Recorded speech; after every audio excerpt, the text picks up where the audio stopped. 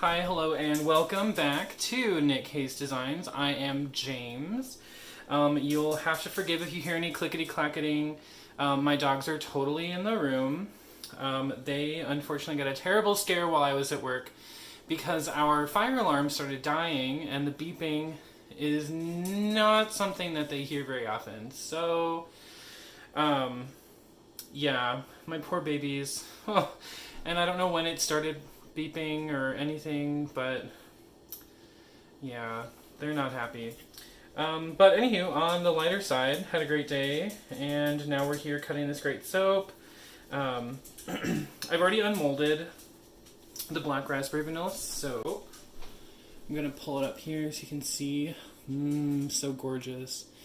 And you know, one of the folks that I was talking to about it, you know, the reason I use a water discount is really because for me, with my recipe, it truly cut down on issues I had with glycerin rivers and soda ash, which were really big problems for me. But now I literally don't have any issues with either of those things, and my soap sets up quicker, it cures quicker. And it's one of those things, like, when you know how your soap is generally going to behave, when you start incorporating other factors like fragrance oil, additives, you know, things, you can kind of anticipate those things more. It's just like, you know, your own style of work, and so it makes sense to you. That's why sometimes whenever I change up my recipe to do like a custom thing, or just to try something new, or frankly, when I run out of other oils and I haven't reordered them, and so I have to do something like, let's make a Castile soap, or let's use cocoa butter because I ran out of shea butter, like that sort of thing. I'm always mindful that it's could misbehave. Anywho, so let's get to the cut. Great, now my dogs have the zoomies, great. And they totally might start barking. We left a bag of groceries at the store, and Gage went to go get them, so my dogs will probably start barking when he gets home. Anyway, let's give this guy a cut.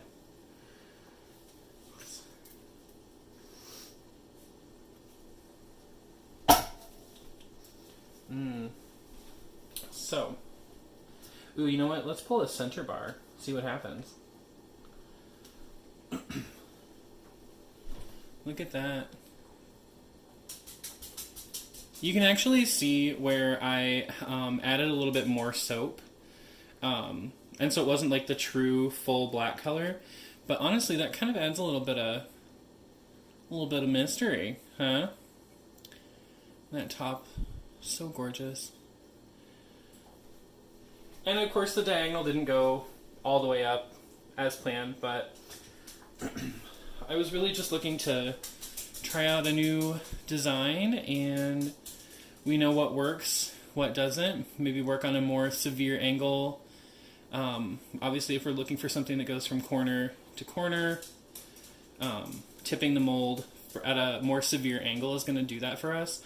But I think this looks charming.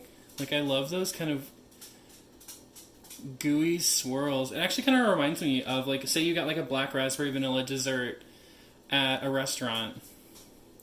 I feel like this would be the berry compote mingling with heavy cream or ice cream, and you just get that really cool effect. What do you think?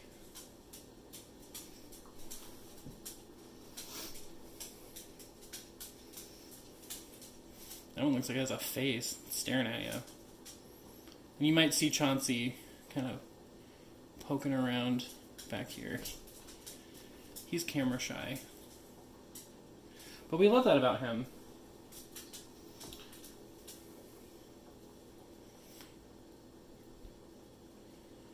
So I'm going to be making some more soap tomorrow, so be sure to tune in.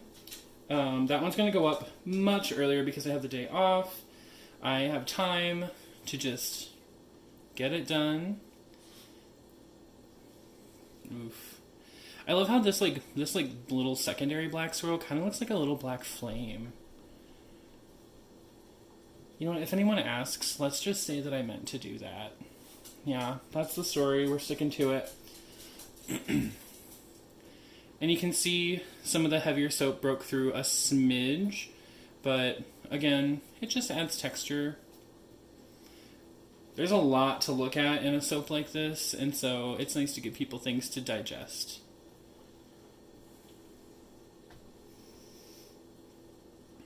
Also, I realized how clunky I sounded yesterday, and I was nervous, you know. Who wouldn't be? First time kind of getting into full soap making mode. Got your teacher hat on. Got your Rockstar demo hat on. I literally love these colors. Like, that raspberry is just so perfect to me, and that purple,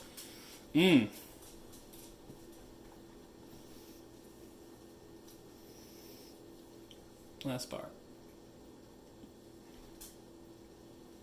And I did have one of my friends ask, like, what I do with these soap ends.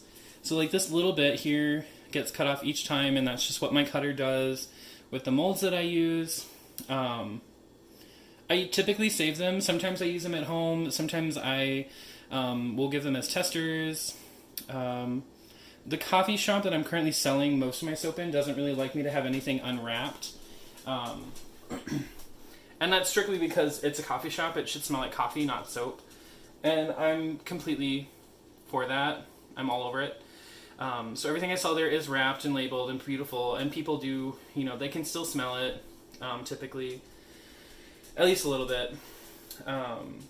But in the future, what I would like to do is, like, especially if I'm going to go to like a fair or some kind of craft show, like I would still like to have things wrapped, just because the idea of people coming through and pawing every single bar, and that's the bar someone's going to take home, it just doesn't sit right with me. But if I have something, you know, like this, that people can pick up and smell, and they can feel it, you know, kind of touch it. I mean, shoot, if I do a big enough fair, I might even have like a couple wash basins, and we'll just kind of let people actually test them. Who knows? In the future. This is all future planning. But yeah, so that is the cutting of the black raspberry vanilla soap. Let me know what you think in the comments. Please like, subscribe, check out my Instagram. I post a few more pictures there. I need to actually get back to taking some good pictures. I have a light box and everything. It's just, I'm lazy, you guys. Oh, and for those of you wondering what happened with the rest of the soap, it's right here. It is something that I am just going to cut and keep for myself, or maybe give away as a gift. But I ain't selling that. No thank you. But anywho, thanks so much for watching, and hey, join us again. Alright, this is James signing off. Bye.